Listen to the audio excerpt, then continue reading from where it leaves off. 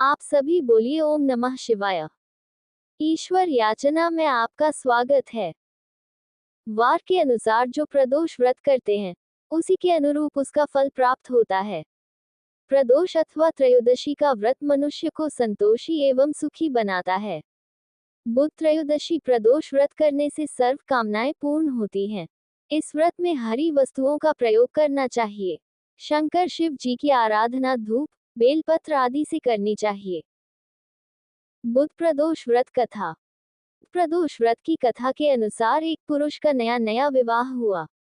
विवाह के 2 दिनों बाद उसकी पत्नी मायके चली गई।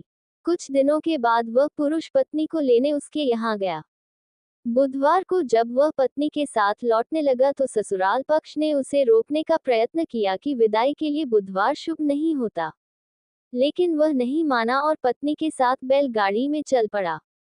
विवश होकर सास ससुर ने अपने जमाई और पुत्री को भारी मन से विदा किया। नगर के बाहर पहुंचने पर पत्नी को प्यास लगी। पुरुष लोटा लेकर पानी की तलाश में चल पड़ा। पत्नी एक पेड़ के नीचे बैठ गई। थोड़ी देर बाद पुरुष पानी लेकर वापस लौटा।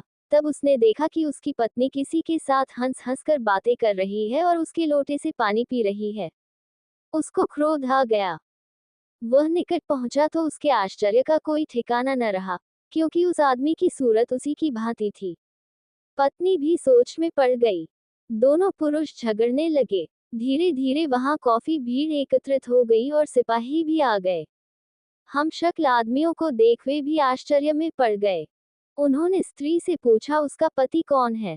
वह किंकर्तव्य विमूढ़ हो गई। तब वह पुरुष शंकर भगवान से प्रार्थना करने लगा, हे भगवान, हमारी रक्षा करें। मुझसे बड़ी भूल हुई कि मैंने सास ससुर की बात नहीं मानी और बुधवार को पत्नी को विदा करा लिया।